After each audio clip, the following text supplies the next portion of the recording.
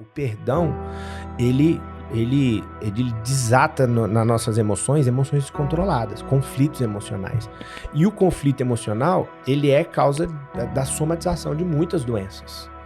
Então, se a pessoa é uma pessoa que carrega muita angústia, mágoa, ressentimento das demais, essa pessoa está fadada a ter um problema de saúde, porque isso é um buraco negro dentro dela. E isso é mais importante, às vezes, do que o que ela está comendo. Porque tá dentro dela o problema, não vai entrar igual a comida. E muitas vezes o que ela tá comendo é consequência disso, né? Entendeu? Então, assim, aprender a lógica do perdão, que perdão não é relacionar de novo, perdão não tem que estar vivo para você perdoar, perdão não exige voltar a conviver, perdão não é emoção, é razão. Trazer um conceito real de perdão é muito importante para as pessoas, porque isso cura muita doença.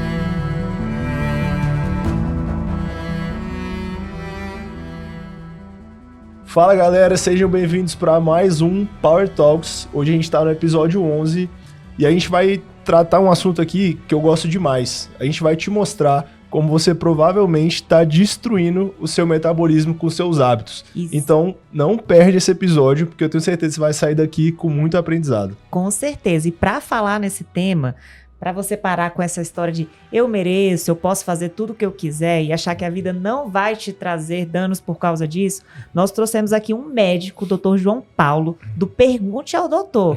O Dr. João Paulo, ele é focado em saúde e bem-estar, né, meu amor? E ele vai explicar de forma simples e direta como que os hábitos que nós temos hoje em dia estão destruindo o nosso metabolismo.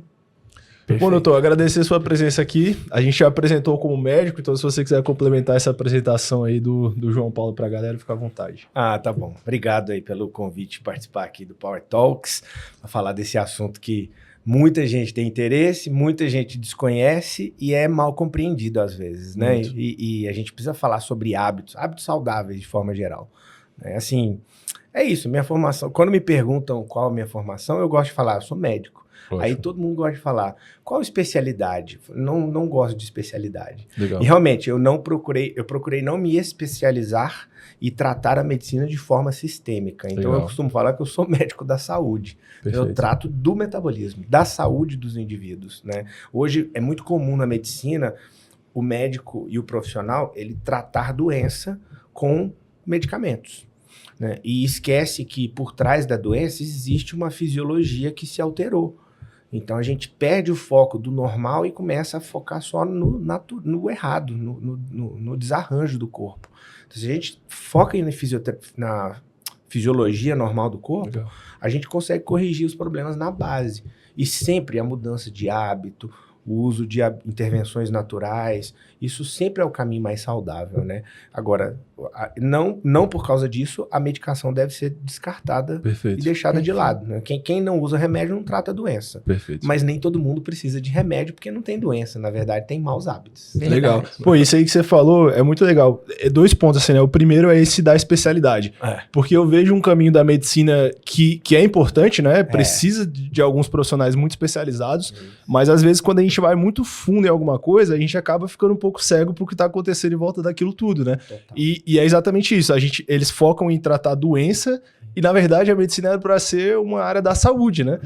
Exatamente. E aí eu acho que vale até a gente já trazer esse conceito, porque esse conceito mudou pela OMS e por vários órgãos por muito tempo. Sim. Eu queria saber qual que é o seu entendimento sobre o que é saúde, né? Porque assim, já foi falta de doença, não sei o que é para você saúde? Bem-estar físico, mental, social e espiritual. Perfeito. É fundamental você ter equilíbrio dessas áreas. Né? A ausência de doença é muito difícil, porque quando você classifica saúde como ausência de doença, depende dos olhos de quem está procurando a doença, você estar ou não doente. E aí não fica justo, não fica certo Sim. essa interpretação, né? Legal. Agora, saúde não. A saúde a gente pode ter uma referência do que é o adequado a pessoa ter de estilo de vida, de parâmetros, para dizer que ela está saudável. Né? E é isso que você falou, a medicina ela tem multiespecialidades hoje, né? Você se aprofunda. Então, antigamente tinha um ortopedista, hoje em dia tem um ortopedista que cuida de mão. Dentro do universo dos que cuida de mão, tem o que cuida do dedo indicador. De dedo indicador da primeira falange. Então, assim, se afunila a especialidade de uma tal maneira que aquele profissional, ele olha aquele ponto. E muitas vezes esquece que o corpo, a particularidade da doença está dentro de um corpo. E se eu não der um passo para trás e olhar o corpo, eu não consigo melhorar a saúde e o cenário desse corpo para que haja saúde de fato. Perfeito, eu acredito nisso e até na visão mesmo do ser humano em si, né? Nós não somos fragmentados, nós somos espírito, alma e corpo. Então não tem como você tratar uma parte sem tratar a outra. Impossível. E eu tenho uma coisa que eu ouço muito as pessoas falarem, né? Que é a questão do metabolismo, assim. Às vezes a pessoa fala assim, não, mas é porque eu sou assim, porque o meu metabolismo é assim. E aí eu não sei, é óbvio, né? Eu sou leiga, considerando a medicina. O que de fato é o metabolismo? E se isso é determinante mesmo para a qualidade de vida da pessoa, para ela ter todas essas áreas da vida em equilíbrio, como você disse. Assim, metabolismo na visão técnica da saúde, é um termo genérico. Quando eu falo, vamos falar de metabolismo. O metabolismo é uma coisa muito genérica, porque o que seria na prática clínica o metabolismo? O conjunto das reações que acontecem no corpo, que são infinitas. Então é muito difícil um profissional com 15 minutos de conversa ou com uma avaliação de exame bater um martelo e dizer para a pessoa que ela está com um metabolismo bom ou ruim. Entendeu? É meio furado isso. É meio assim, é uma interpretação muito rasa de um conceito que é muito profundo. Exige um acompanhamento, uma investigação, avaliar várias linhas dentro do organismo.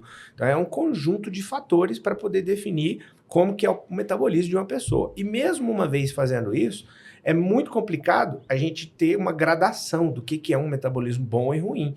Porque depende de genética e de epigenética. Né? Genética são os fatores que a gente herda dentro do nosso genoma. Mas esse genoma, ele é igual a um interruptor, que pode estar aceso ou desligado. Então, o que vai definir se esse genoma está expressando a sua genética são os seus hábitos e o seu estilo de vida, que a gente chama de epigenética. Então, quando a gente junta genética, histórico do que a gente recebeu da nossa família, mais hábitos e estilo de vida, a gente vai definir o que vai resultar de metabolismo no indivíduo. Então, isso aí pode-se dizer que nunca vai ter duas pessoas iguais. Nunca. Então, é muito difícil eu falar assim, o meu metabolismo é bom, já o dela é ruim. Eu posso ter subdivisões. Então, por exemplo, tireoide, que é uma glândula muito importante dentro desse cenário de várias reações químicas que acontecem no corpo. A tireoide, ela controla a termogênese. Ela que diz a temperatura que o corpo vai permanecer. Ela é a executora da temperatura. Então, se está muito frio a temperatura corporal, ela vai utilizar dos hormônios da tireoide para aquecer o corpo. Se está muito quente, ela vai reduzir os hormônios para manter o corpo num status mais baixo. E a termogênese classifica, é um parâmetro muito importante para que as reações químicas aconteçam. Legal. Então, uma pessoa que tem algum grau de hipotireoidismo, de um mau funcionamento da tireoide, essa pessoa tem um metabolismo mais lento. Por quê? Porque boa parte das reações não vai estar acontecendo corretamente, porque a temperatura corporal dela vai ser mais baixa. Perfeito. Agora, é só a tireoide que controla isso? Não. É até interessante ele falar isso, né, meu amor? Porque eu tenho hipotireoidismo de Hashimoto. Diagnosticada há mais de 15 anos e eu fui atleta de fisiculturismo. Então, assim, muitas vezes eu ouço a pessoa falar assim, mas eu engordo por causa da minha tireoide. Eu falo, olha, provavelmente você tem um conjunto de hábitos que está te engordando para além disso. É claro que pode ali retardar, de repente dificultar que o processo aconteça de uma maneira mais rápida, mas com certeza não é determinante para isso, porque eu chegava a 2, 3% de percentual de gordura, mesmo tendo um problema crônico. Exatamente. Né? Aí você me diz que você concorda, né? Mas esses fatores epigenéticos, né, que seriam nossos hábitos, eles são muito mais importantes para você trazer uma disfunção ou não desse metabolismo do que a genética. Porque é claro que, como a Lana falou, alguns fatores genéticos limitam, mas se você trabalha todos seus hábitos em volta, a gente consegue deixar isso num parâmetro legal, é isso mesmo? Sem dúvida. A epigenética, eu diria, não existe uma publicação que quantifique isso com clareza, mas eu diria que 3/4 do resultado final de tudo que é o corpo é a epigenética. Perfeito. Entendeu? Então, vale muito mais você se preocupar com o hábito e estilo de vida do que saber da sua genética, o quanto ela vai impactar ou não na sua saúde final. Lógico que tem fatores que são mais atrelados à genética. Então, por exemplo, um indivíduo nasce com uma trissomia, um cromossomo a mais num dos locais do núcleo da célula. E isso vai gerar uma doença genética que, por enquanto, não tem uma abordagem epigenética que vai evitar que essa pessoa tenha. Trissomia do 21, síndrome de Down, é um exemplo delas. Embora a terapia gênica já tenha trabalhos desenvolvidos de edição gênica, corrigindo muitos problemas que antigamente eram 100% genéticos. Que massa. Entendeu? Então você tem abordagens gênicas que trata a doença exclusivamente genética, mas sem dúvida nenhuma, falando de metabolismo, de saúde de uma forma sistêmica, a epigenética ela é um fator determinante. E tem um ponto que eu considero muito importante nessa questão da genética e da epigenética, é porque você já tem uma carga genética que ela é sua e é incontrolável. E como você falou ali, 75%, né? E aí, reforçando que isso é uma observação, né? Não é nada científico.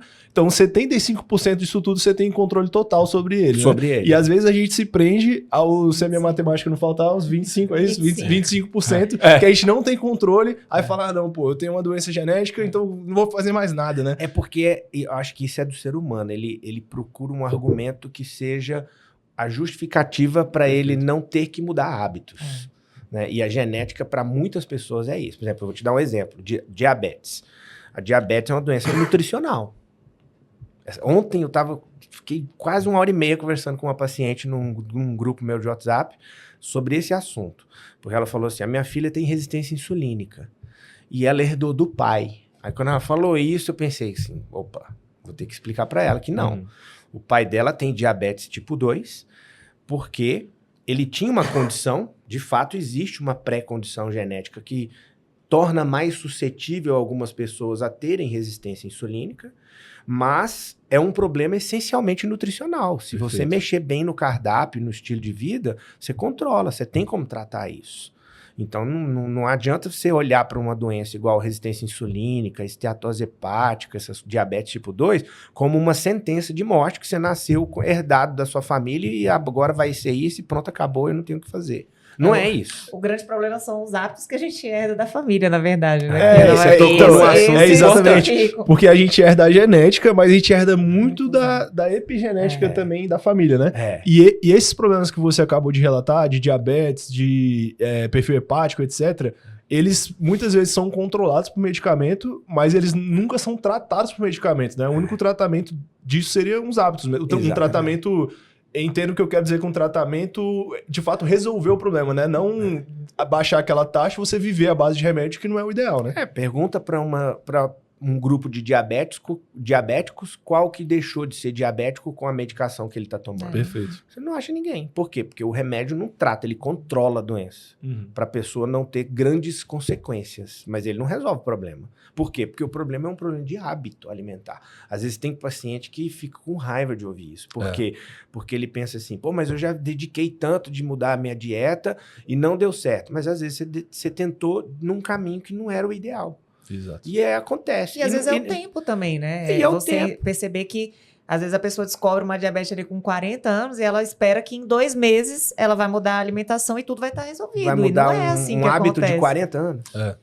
Eu costumo falar para os pacientes que comer é o hábito mais antigo que a gente herdou. Então, por exemplo, eu tenho um paciente que fuma. Primeira consulta. Eu falo assim, eu fumo. Há quanto tempo você fuma?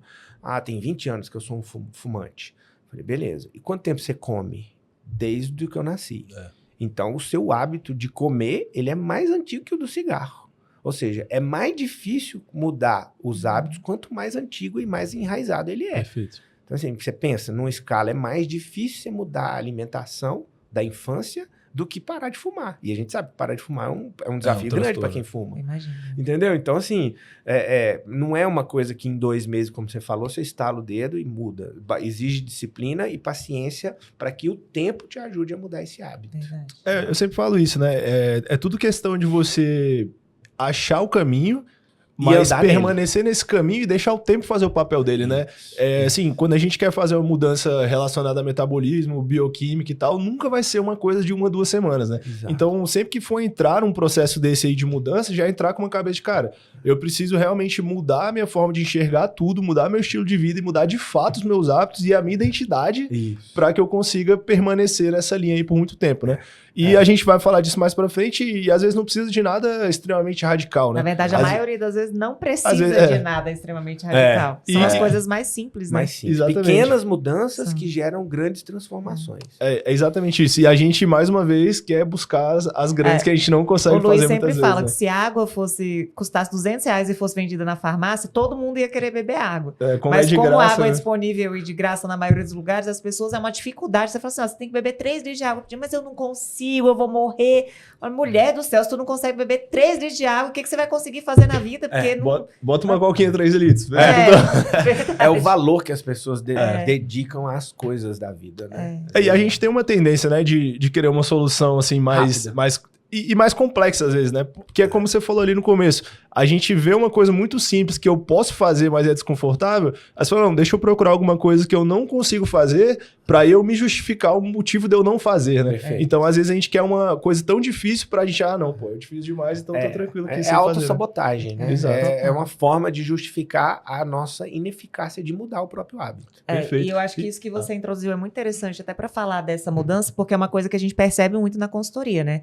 Como você falou no início, cada ser humano é único. Então, cada pessoa vai ter uma coisa ali, um ajuste diferente. Mas eu acredito que existem hábitos ali que são básicos, universais, para que todas as pessoas devem seguir para ter uma boa saúde. Quais são esses hábitos, doutor? Eu posso só fazer uma pergunta antes dessa? Claro. Pra gente... quais são, primeiro, os sinais, assim, pra pessoa que tá assistindo aqui e falar, caraca, será que o meu metabolismo tá ruim, tá bom? Quais são alguns sinais que a pessoa ali, de repente, em casa, no dia a dia, consegue perceber que esse metabolismo tá... ou que ela tá levando ele para um lugar ruim, né? E aí depois a gente traz esses hábitos. Essa questão dos hábitos. Isso. Os sinais, como você disse, os sinais, esse problema é uma síndrome, né? É um conjunto de sinais e sintomas. E nem sempre o paciente percebe, por quê? Porque ele vai construindo esses sinais e sintomas gradualmente com o tempo. Então ele não percebe que aquilo é um problema. Exemplo, gordura abdominal. Vai aumentando gradualmente e vai achando que é o meu estilo, é o meu padrão corporal. Meu biotipo. É o meu biotipo. É o seu biotipo agora porque está doente. Mas se mudar, ele vai ficar saudável. Então, a gordura abdominal é uma coisa que é um sinal de que o problema é grave. Assim, você tem que desinflamar essa região visceral ali do abdômen, né? Cansaço acima do usual. Então, é muito comum esses sintomas. Você tem um estilo de vida e de repente você percebe que você está mais cansado para fazer as mesmas atividades que você tinha antes. Isso não é só envelhecimento. Não é porque eu tô mais velho. Não era para você estar sentindo isso. Era para você continuar disposto. Né? Inversão do ciclo sono-vigília. A pessoa não consegue dormir na hora que tem que dormir e não consegue acordar na hora que tem que acordar, que é na hora que o sol nasce e se põe. Né? E aí começa aquele discurso assim, eu tenho hábitos noturnos. Não, meu estilo, eu funciono melhor à noite. Funciona melhor porque você condicionou o seu corpo a fazer isso, mas não é o saudável. E quando a pessoa tem esse desajuste dos horários de sono e de despertar, isso é um sinal de que o metabolismo e o corpo não está funcionando bem. Está faltando coisa ou tem coisa em excesso que está atrapalhando. Qualidade da pele, né? Dos anexos da pele, cabelo, unha, cutícula. A pessoa tem pele, unha fraca, cabelo fraco, cai com facilidade, pele ressecada. Tudo isso são sinais que o corpo está dando que está faltando. Pé rachado, pé ressecado. Aparentemente é uma coisa comum. Sim. Você pensa, não é porque eu ando muito de salto alto. Não porque Brasília é muito seco. Né? Brasília é muito seco. Todo mundo teria que ter o pé rachado. Não é todo mundo que tem. Por que o pé tá tão seco? Não tá irrigando bem as extremidades. Tá faltando alguma coisa.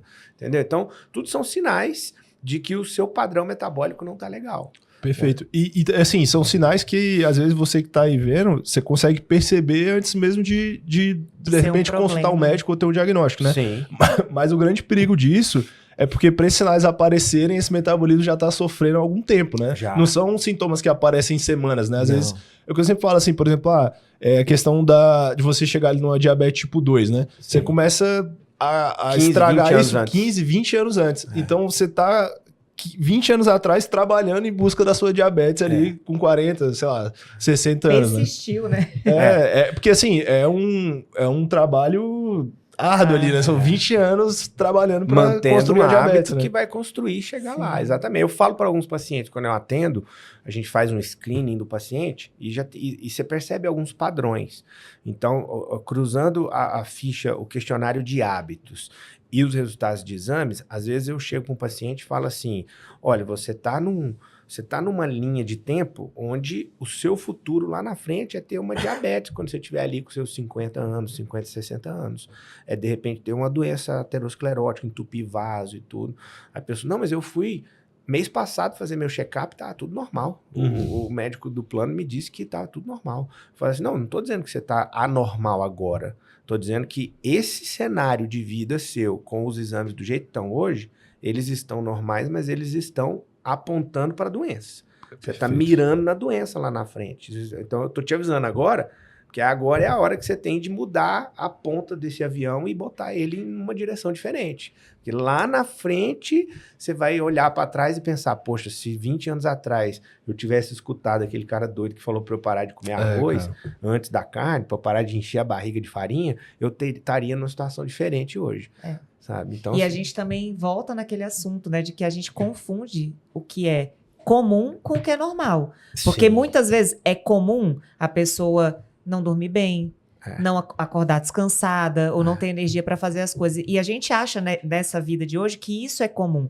Só que isso é o sinal. E aí depois vem o sintoma. E aí a pessoa fala, mas eu não sentia nada. Você fala, não tem como. Você não dormia bem. Hoje eu estava conversando, né, no ambiente empresarial.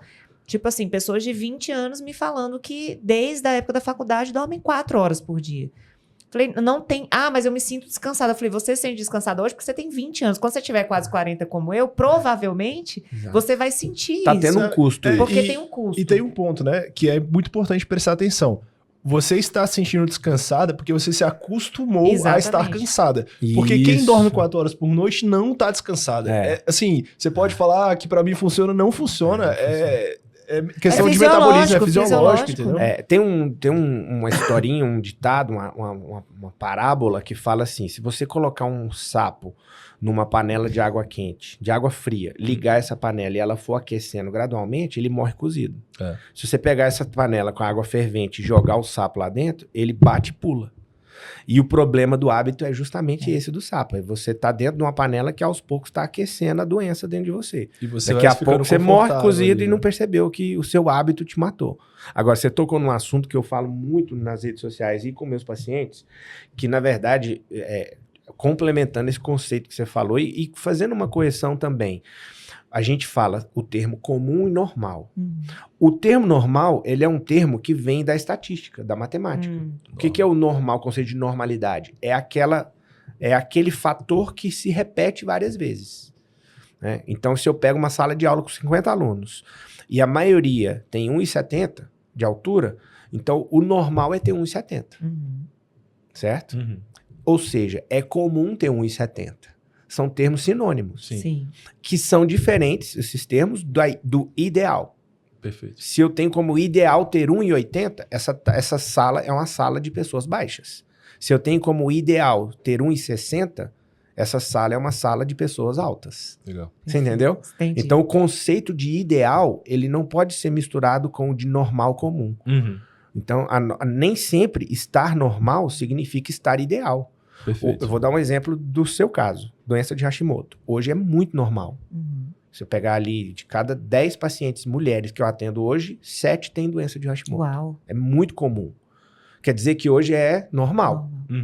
Então, é saudável ter doença de Hashimoto? Não é o ideal.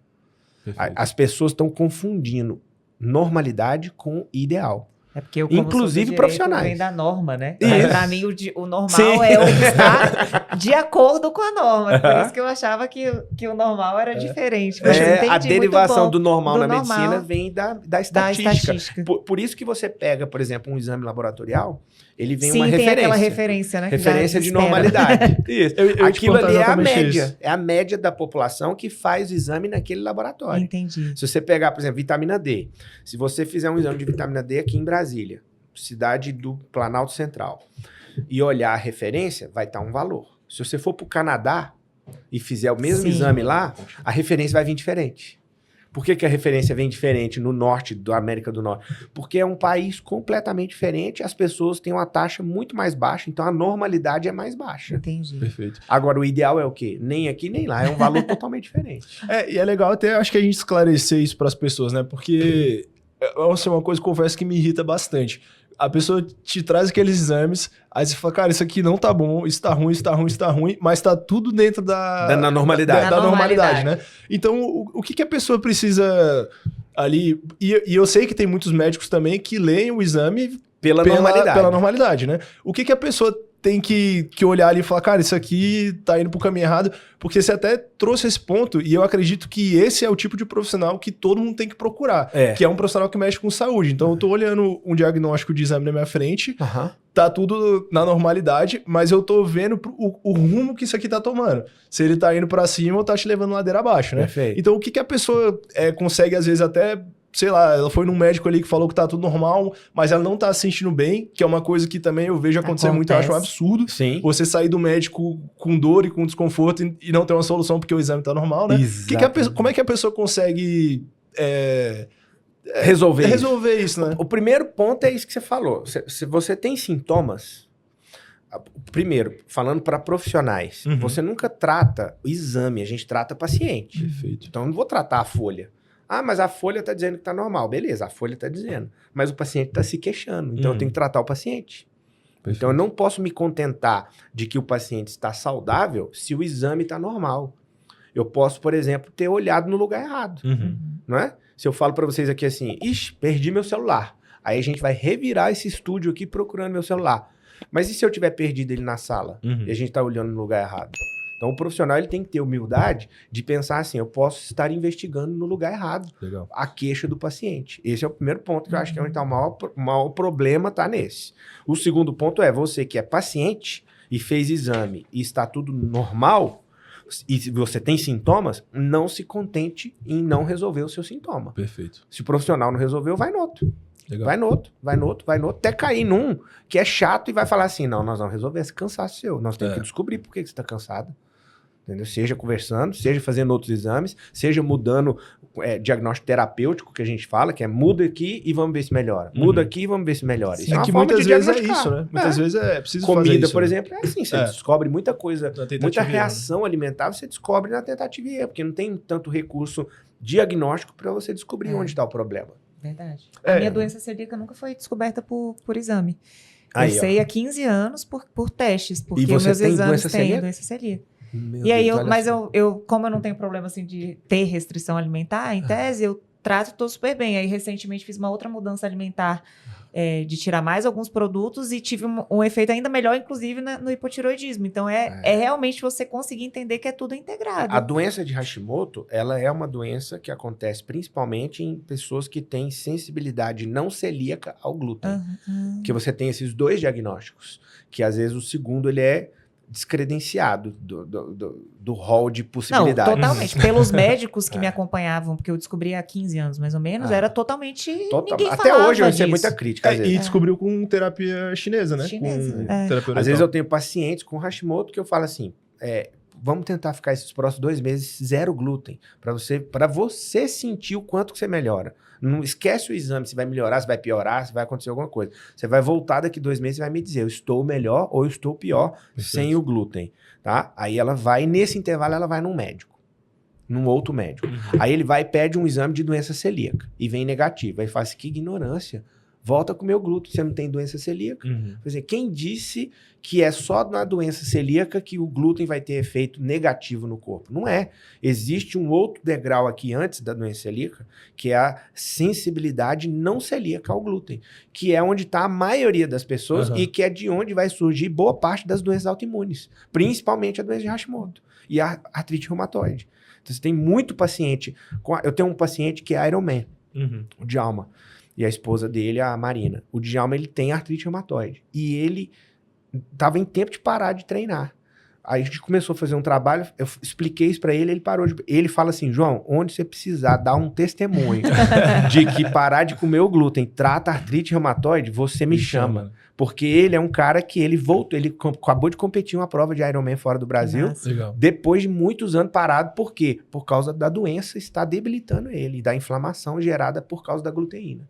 Aí ele parou total. Ele falou assim, às vezes eu testo, faço o benefício da dúvida, eu falei assim, vou comer um pouquinho pra ver como fico 3 semanas mal, sentindo dor no corpo e tal. Aí eu falo, vou parar de novo. Para e volta tudo ao normal. Ou seja, tem essas pessoas que têm a alta sensibilidade ao glúten. Isso é um negócio legal, assim, porque tem lá na tua bio, né, o conhecimento liberta. E eu acho que isso é, assim, algo que, principalmente se tratando de saúde, que é algo tão precioso, a gente não pode estar na mão, seja do melhor médico do mundo, do médico do plano, de qualquer médico. A gente precisa ter uma base de conhecimento. Então, assim, se você sente, sei lá, uma dor no pé, pô, pesquisa sobre dor no pé, vai procurar informação para você poder se munir para não discutir no sentido de confrontar o profissional, mas de entender aonde você tá e como você pode resolver esse problema, né? E outra coisa que você falou também que é muito importante e pouca gente faz é se observar, né? Muito. Então é o que você falou, tem gente que vai tirar o glúten e não vai melhorar. Então, beleza, come seu glúten. Mas se dá o direito de aceitar uma sugestão, né? Fazer um teste. Vamos testar, tira isso aqui. Aí vamos ficar alguns meses sem, agora vamos colocar. Pô, piorou. E aí aprender a se observar, né? Ver o que te faz bem e o que te faz mal. Eu tenho pacientes que me ensinam. Eu tenho pacientes que já são antigos, 6, 8 anos que eu acompanho, que eles chegam no consultório e falam assim, João, descobri um negócio. A couve causa isso, isso e isso. Eu falo, meu Deus, sério? Aí eu começo a observar em outros pacientes. E o paciente tá certo. Legal. Entendeu? Ele descobre coisa que eu não sabia. Vou interromper rapidinho o episódio porque eu preciso falar dessa linha de suplementação da Force Muscle. Esse é meu pré-treino preferido. Vocês já viram eu usando no Instagram várias vezes essa combinação creatina, pré-treino biturbo e o whey mais gostoso do mercado. Para você que está assistindo o episódio, nesse QR Code tem 15% de desconto e se você for de Brasília, frete grátis e entrega no mesmo dia. Então, aproveite. Mas isso eu acho que só para complementar o que você falou, não só essa parte da pessoa se observar, mas também procurar profissionais de saúde que se importem com a saúde de forma integral mesmo. Porque assim, quantas vezes eu fui no médico e o médico me passou assim, não, aumenta seu T3, seu T4, porque meu TSH estava alto. Eu acabei de fazer um teste tirando lácteos, né? Que eu não fazia restrição de lácteos. Em 3 semanas, o meu T4 de 4,9 foi para 1,56. O seu TSH. Então, assim, procure profissionais que vão te guiar para isso. Porque, assim, é óbvio que, às vezes, não é culpa do profissional no sentido de que ele é um mau profissional, mas é porque a visão de mundo da pessoa é restrita àquilo que ela estuda. Então, é isso que você falou no começo. O cara vai no ortopedista de dedo... Se bobear, ele vai encontrar um problema no dedo dele, porque ele tem uma técnica, né, do ideal do dedo que tem que ser. Então, assim, a gente tem que ter cuidado. Mas mesmo nesse exemplo, às vezes você vai, sei lá, você vai no osteopata, no quiroprata, o cara vai identificar que essa dor no dedo vem de uma origem lombar.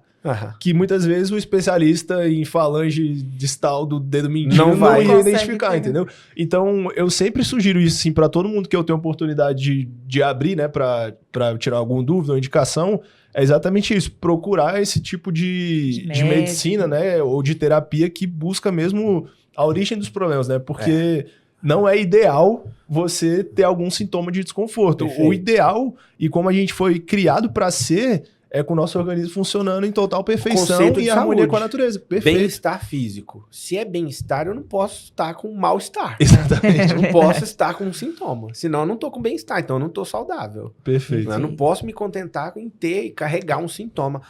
Faz parte. Eu tenho esse cansaço crônico, mas eu estou normal. Não, você tem um cansaço crônico, tem alguma coisa de alterado. Alguém tem que descobrir isso. Alguém não pode desistir de você. Tem que ir atrás e aí te revirar até descobrir o motivo. Perfeito.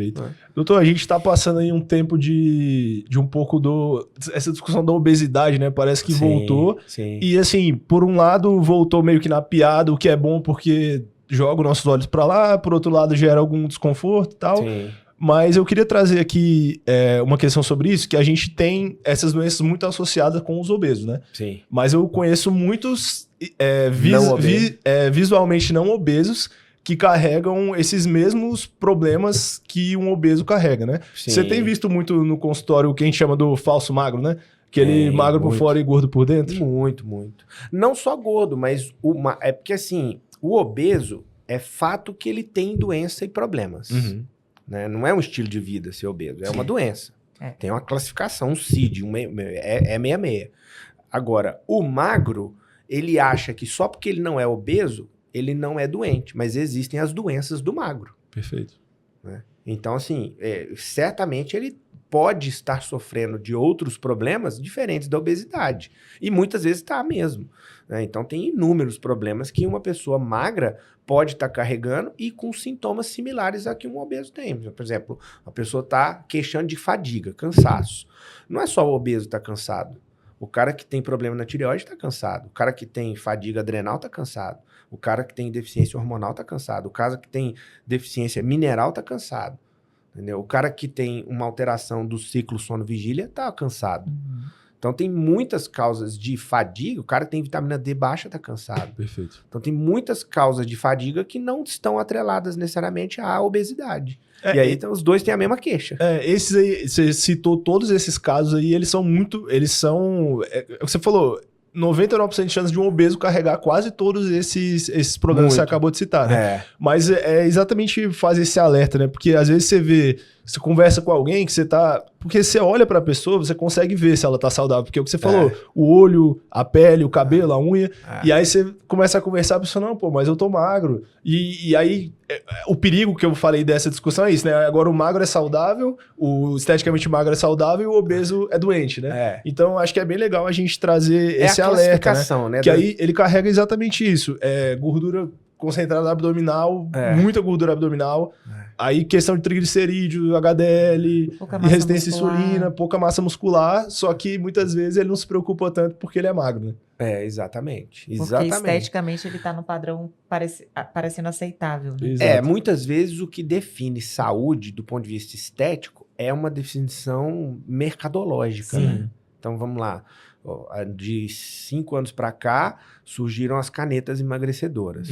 Então, é natural que uma grande parte do mercado, e que move uma fortuna no mundo inteiro, queira que esse assunto obesidade volte à pauta. Né? Mais de 1/3 da população americana já usou Mounjaro até hoje.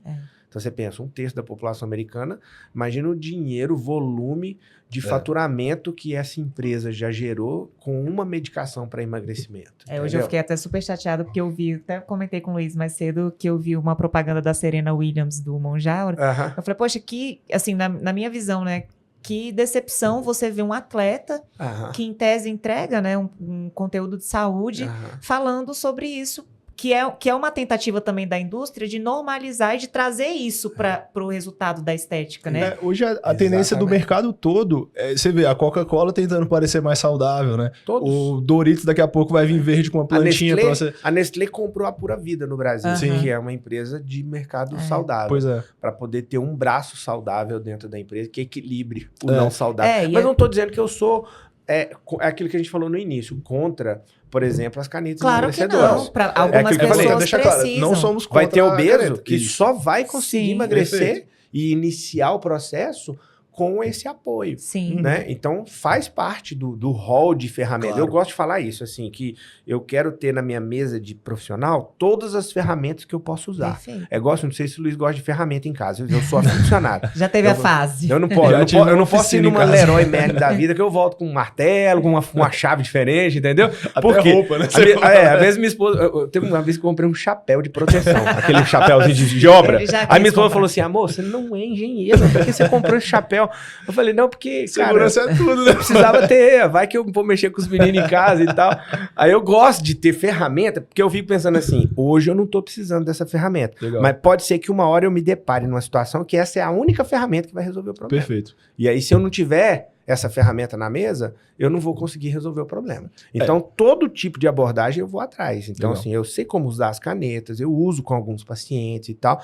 O problema é quando a pessoa é aquele ditado, assim, se você só tem um martelo, todo problema você acha que é prego. Perfeito. Exatamente. Né? Então, você só tem caneta, aí todo mundo você quer caneta. O cara chega com dor de cabeça, fala, vamos fazer um monjaro aí pra dar uma emagrecida, e a dor de cabeça vai aliviar. Aproveita e perde 3 quilos, né? Eu vou até deixar clara a minha opinião sobre isso pra também não achar que eu sou contra, né? O que a gente trouxe aqui, que me deixa chateado, é querer associar a caneta com saúde, né? Trazendo um atleta pra dizer que aquilo é saúde. Aí é lobby. Exatamente, Isso. é como você disse, é uma ferramenta e eu vejo muitos resultados positivos quando bem usada, Sim. porque também a gente vê tanto automedicação quanto doses aleatórias e resultados muito ruins. Inclusive pessoas ficando mais gordas, Mesmo mais perdendo leves, peso. mais gordas por causa do mau uso da caneta. Né? Do Então, mau só uso, pra deixar claro. é aquele negócio. Imagina, você ter que bater um martelo aqui. Aí eu te dou uma chave de fenda. Pois é. Aí você vai falar assim pra mim, João, com a chave de fenda eu não consigo. Eu falo, não, vira ela e usa o fundo pra bater que você consegue botar esse prego. Eu falei, beleza. É o que acontece hoje no mercado. As pessoas, os profissionais, eles querem praticidade para prescrição. Por quê? Porque isso significa mais faturamento. Sim. Então, se eu atendo 4 pacientes em 1 hora cobrando a minha consulta, eu quadriplico o meu faturamento. Então, Perfeito. eu quero ter praticidade. Eu quero deixar os receituários prontos para eu não ter nem que escrever. Eu só vou carimbar e assinar. Isso acontece num pronto-socorro. Você vai, já tem prontuário pronto. Então, assim, é terrível isso, infelizmente. Mas isso facilita o quê? Facilita você aumentar faturamento. Mas não é o caminho mais adequado. Eu preciso, em muitas situações, dar um passo para trás, ter paciência e investigar a causa. Porque nem sempre vai ser a mesma ferramenta para todo mundo. Vai ter paciente que vai precisar do martelo, vai ter paciente que vai precisar da chave de fenda, vai ter paciente que vai precisar da caneta emagrecedora, vai ter paciente que vai ter que tratar o hipotireoidismo, vai ter paciente que vai ter que aprender a dormir. Eu já tive paciente, eu me lembro de um caso que eu fiz uma época, um grupo com 4 obesos, que eu estava aplicando terapias de emagrecimento. E um deles não perdia peso. E aí eu investigando, eu falei assim, cara, o seu problema é o estresse. É o estresse, é o mau gerenciamento dos problemas. O estresse, ter problema na vida, tá te causando doença. Você não consegue equilibrar nível de cortisol, essas outras coisas, porque você não administra a sua rotina. Você precisa mudar, ajustar a sua rotina, aprender a controlar a raiva, a ira, o estresse, para você conseguir iniciar o processo de emagrecimento. Perfeito. E aí você pensa, ele falava assim, qual é o meu diagnóstico? Eu falei, obesidade. E como que é a causa da minha obesidade? Não tem uma causa clara na medicina definida, mas eu tenho certeza que se você controlar estresse, gerenciar a sua rotina melhor e reduzir esses níveis, as outras ferramentas vão surtir resultado. Perfeito. Aí ele começou a dar mais atenção para isso, entendeu? E entrou na linha de emagrecimento da galera. Legal. Por quê? Porque você tem que ter essa visão aberta, sistêmica do corpo humano. Cada pessoa vai acabar tendo um padrão diferente que precisa ser tratado. Isso aí, cada vez mais, eu já estou trabalhando assim com consultoria há muitos anos, já atendi muitas pessoas e quanto mais o tempo passa, mais eu percebo que a solução, ela tá nos pequenos detalhes além da prescrição, né? Isso. Então elas não estão necessariamente no planejamento do treino, no planejamento da dieta, ou muitas vezes, é caneta ou é outra coisa. Você falou, esse paciente que administra mal, que não consegue manter um cortisol ali funcionando como deve, que dorme mal, que se alimenta mal, ele não vai responder a nenhum tipo de medicamento. Posso insistir com o que eu quiser, que você vai fazer o paciente gastar dinheiro, tempo e você frustrado porque tem um cara que não resolve o problema dele. Exatamente, mas assim, é um negócio trabalhoso, né? Você chegar nesse nível de conhecimento do paciente para conseguir identificar isso. Trabalhoso. Falou, não adianta sentar no consultório, toma aqui estatina, não sei o que tal, falou, né? Não vai resolver. E a pessoa tem que querer também, né? Ela tem que... Esse aí é o ponto 1. A gente sempre fala isso, né? Às vezes a gente vê que a gente tem uma ferramenta para ajudar a pessoa, mas se a pessoa não tiver ali passado pelo menos daquela fase de contemplação e entender que ela tem um problema e que ela precisa mudar, infelizmente não tem nada que a gente faça que vai reverter aquilo. A gente tem que pensar sempre assim também.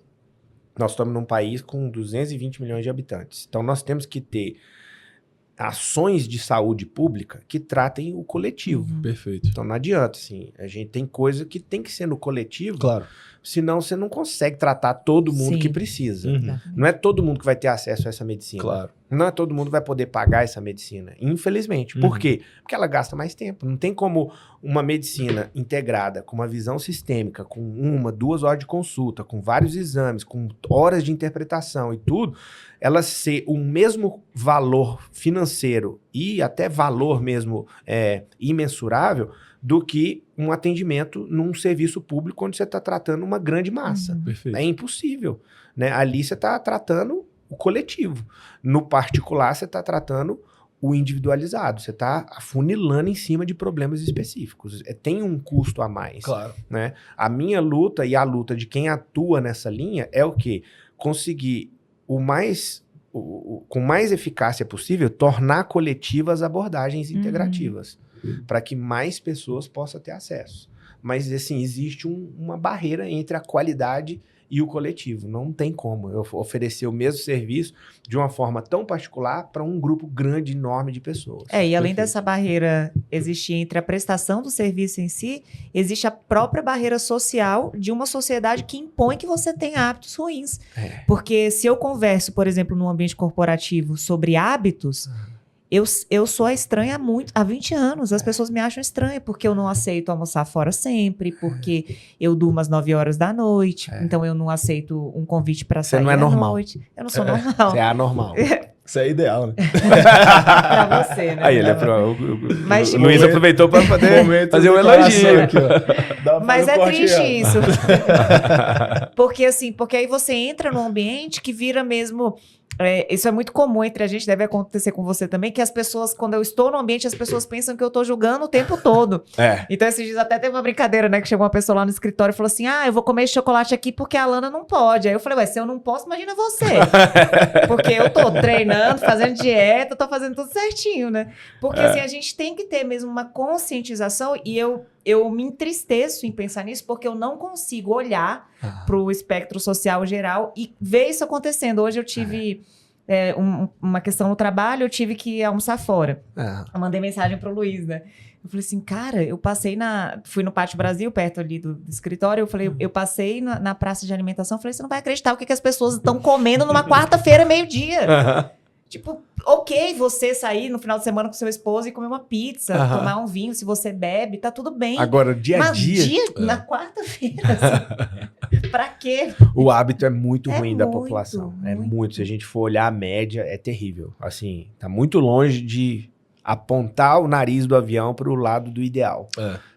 E pelo contrário, né? Tá cada vez mais indo pro outro lado. Tanto que o número de obesos vem crescendo. Isso já vem se tornando até um problema futuramente econômico, né? Já tem expectativa de gastos trilionários aí com hospitais e medicamentos, etc. O Guto Galamba fez uma publicação mostrando sobre isso. Foi. Ele fala muito isso.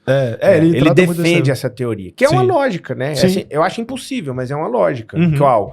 Se você destinasse todo o dinheiro que a obesidade e as suas consequências geram para o gasto público, para conscientização e promoção da saúde, você teria uma população muito mais saudável e sem doença. O negócio é fazer esse turnover, essa virada. Quem que vai conseguir fazer isso? Não, e é difícil em todos os aspectos. Você tocou num tema aqui que eu não consegui anotar, mas eu achei muito interessante o que você falou, que é essa definição estética do que é saúde. E as pessoas também confundem muito com isso. Então, por exemplo, nós estávamos no extremo, né? Eu era atleta de fisiculturismo, e as pessoas falam, nossa, como você é saudável. Mas eu deixava claro, gente... Estar com um percentual de 12% de gordura para uma mulher não é saudável a longo prazo. Exatamente. Então, quando eu saí ali, né, do contexto de competição e voltava para um corpo normal, as pessoas, mas por que você tá assim agora? Não entendi. Eu falava, gente, mas é porque assim, para eu conseguir suportar aquilo, você tem que retroceder. Tem um preço de saúde. Tem um preço. Estresse oxidativo alto, envelhece mais rápido. Então, era visível no rosto e tudo. Só que, infelizmente, a gente tem esses dois lados da moeda, né? Uma sociedade que às vezes normaliza a obesidade ou que acha que o ser saudável é o ser esteticamente ideal. E as coisas não estão, né? São no extremos. Meio termo. São extremos. Tem um ponto legal que eu acho assim que em casa a pessoa vai conseguir identificar, que é a questão da circunferência abdominal. Sim. Que muitas vezes acontece nesse caso que eu te falei do magro. Você pega uma fita em casa aí, Caraca, eu não vou lembrar agora os parâmetros ali, não sei se você tem de cabeça, mas os parâmetros de saúde para circunferência abdominal. Qual que é o perigo dessa circunferência abdominal aumentada? A circunferência abdominal aumenta quando a pessoa está acumulando gordura visceral, que é uma gordura que se acumula no caso da presença de resistência insulínica. Então, ela é a porta de entrada para várias outras doenças diferentes, como pressão alta, né, a própria obesidade. Então, você tem uma referência fácil de medir, né? A pessoa não precisa fazer exame, não precisa sair de casa, vai dar uma fita métrica, ela mede, mediu, viu que está acima de 102 no homem, acima de 98, se não me engano, na mulher. Eu acho que é alguma coisa. Ela já é uma referência, né, de que ela não tá legal. Mas meio que não meça, olhou, viu que tem mais ali, a pochete tá crescendo, tá na hora de ter atenção. Você faz uma assim com o dedo, aí você vem aqui e aperta. E aperta. Se não fechar até aqui... Pinçou uma dobra grande, é porque tá muito. Eu tô brincando, mas é sério, né? Aqui você consegue saber o nível de gordura que tá, né? Resistência insulínica é um problema muito prevalente na população. Por quê? Porque é fruto da pirâmide alimentar que a gente ensina nas escolas hoje, né? Que é uma base alimentar de grãos e farinhas. Então, as crianças crescem aprendendo a comer mais grão e farinha do que proteína. Qual seria uma base alimentar? As proteínas e as gorduras boas, Legal. sem dúvida nenhuma. Tanto é que eu falo para alguns pacientes graves que não conseguem mudar o que come. Tem um perfil na internet chamado Glucose Goddess, que é uma moça britânica. Acho que eu já vi. Já viu? Ela anda com aquele sensor de diabetes e ela fica fazendo testes alimentares, mostrando qual é a consequência na curva glicêmica de determinados alimentos e padrões.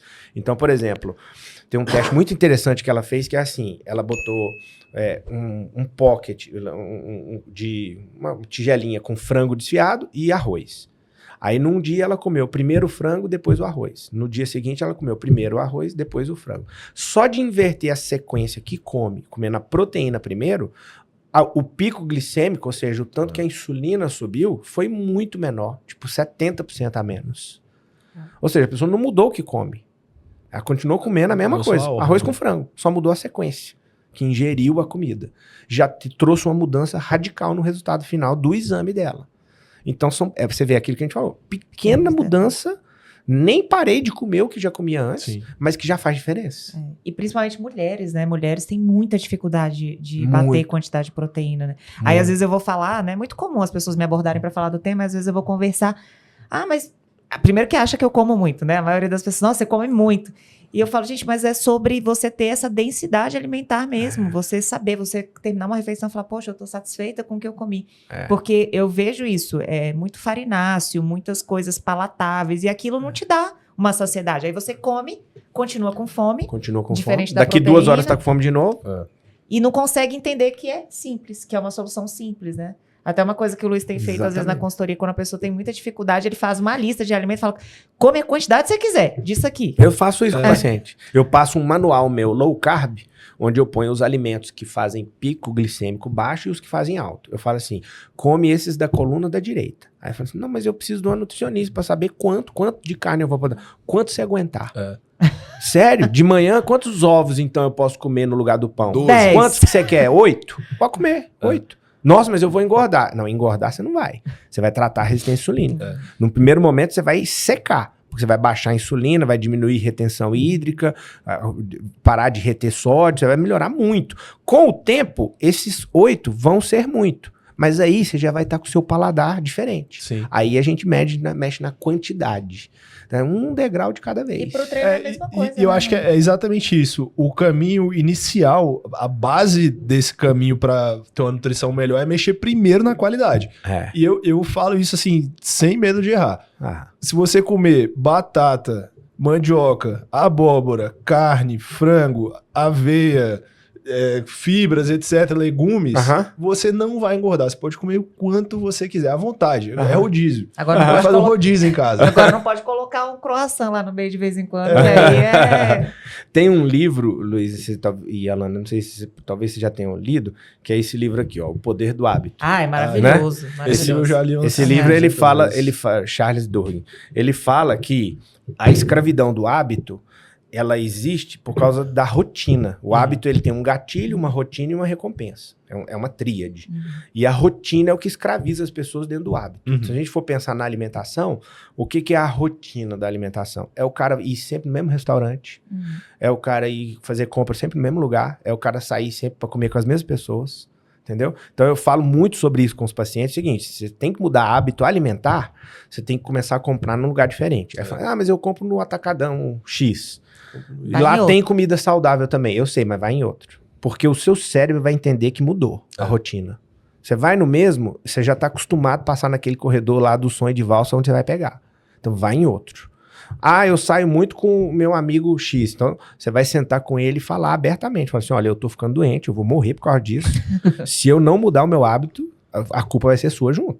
Ou você muda comigo, ou eu vou ter que reduzir a quantidade de vezes que a gente sai junto. Se você falar real, a não ser que você não queira mais proteger sua vida. Né? É sério, E é sério isso. Né? As outras coisas também. Então, o que você come, os lugares, você sai, a minha clínica é num shopping. Aí, às vezes, o paciente sai, passa no McDonald's. Eu falo assim, não sai no P2, sai pelo P1. Porque no P2 é onde tá as guloseimas. Já passa aquele cheirinho de batata frita. Você sai, passa ali e pronto. Você já corrompe seu paladar, seu hábito logo depois da consulta. E tem um fato que também, se eu não me engano, eu uso muito esse livro aí como referência para o meu trabalho, para tudo que a gente faz, né? E tem um outro fato que o teu cérebro ele quer sempre economizar energia. Ou seja, a gente vai repetir sempre as vezes decisões, né? As rotinas servem para descansar. Para descansar o cérebro. Então é o que você falou, se você for no mesmo restaurante, você vai acabar sentando no mesmo lugar, pedindo a mesma coisa com a mesma pessoa. Se você for no mercado, você vai seguir a mesma ordem do mercado. Você chega no restaurante, o garçom já fala assim, e aí, vai o mesmo? Mesmo prato de sempre? Já sabe qual é. Ou seja, então, assim, tenta se colocar num lugar onde tenho menos decisões, onde você tem menos chance de tomar decisões ruins, né? Exatamente. Então, é o que você falou, você vai sentar pra comer, sei lá, no McDonald's, a chance de você tomar uma decisão ruim é muito grande. Agora, sei lá, você vai num... 100%. Sei lá, um restaurante saudável. Garden. Você vai num Live Garden da vida ali que tem uma salada. Dificilmente você vai conseguir tomar uma decisão errada. Perfeito. E toma a decisão, por exemplo, você vai no supermercado, já gasta toda a tua energia pra tomar as decisões ali.